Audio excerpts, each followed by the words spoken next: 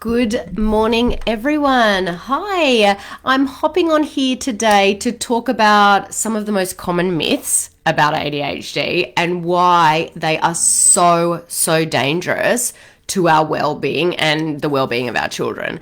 Now, we're going to get started here, dispelling those myths. Now, as we walk through each one of these myths, I would love if you would comment, I've heard that one before, for each myth you've heard. And I bet that many of you have heard just about all of them because I know that I have. So I'm going to get started.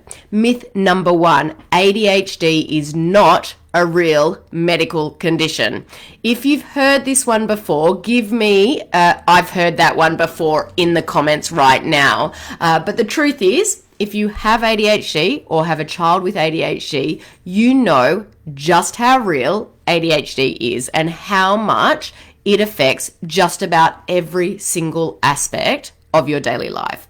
Getting ready in the morning, going to school, making friends, family relationships, going out to eat, sitting down for dinner, just about everything is affected by ADHD. So the truth is, ADHD is a recognizable true medical condition. In fact, it's one of the most common ones in children in the USA. So myth number 2, ADHD is just bad behavior. Now, if you've heard that one before, give me I've heard that before in the comments below.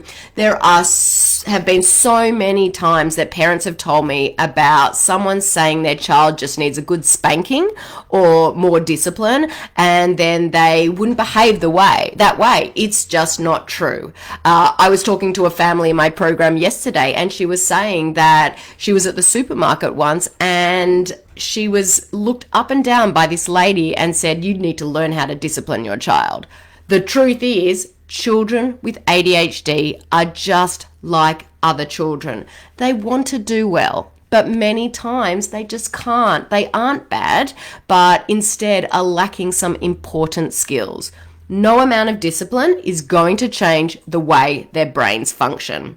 So myth number 3, people with ADHD are just lazy. If you've heard that one before, let me know in the comments below. The truth, ADHD has absolutely nothing to do with laziness or motivation. It has everything to do with the brain and how it functions. Just like you can't tell someone who needs glasses just to see better, you can't tell someone with ADHD to just focus better. It's not something they control. Myth number 4, it's not ADHD, it's bad parenting. Again, it's like people think you can discipline ADHD out of a child. You absolutely can't. If you've heard this one before, give me a shout out in the comments below. The truth? ADHD isn't caused by bad parenting. It's caused by brain differences and inflammation in the body. And if you're a parent of a child with ADHD, you probably already know that you've tried every parenting strategy the experts suggest, and my guess is they didn't work. Your child doesn't struggle because of lack of parenting effort on your part. They struggle because their brain functions differently. October is ADHD Awareness Month, so I wanted to take a few moments today to dispel some of those common myths about ADHD. But the truth is, there are several more I didn't mention today. Can you guys think of any? I want you to share them in the comments below if you do. ADHD is one of those things that is often misunderstood. Have you ever felt judged because of your child's behavior that relate to their ADHD? If so, you're not alone.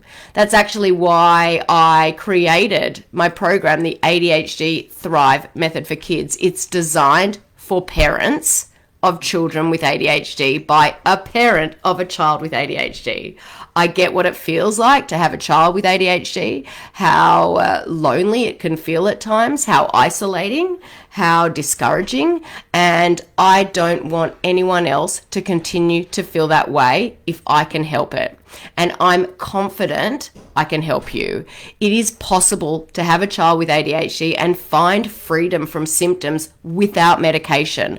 I found it, and I've helped almost 1,000 other families find it too. And I want to invite each of you listening today to schedule a free ADHD Thrive breakthrough call.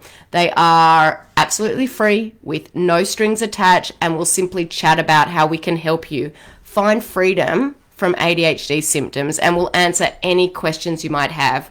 I'm going to pop a link into the comments after this call is over, but I hope today's session here really helps dispel some of those common ADHD myths.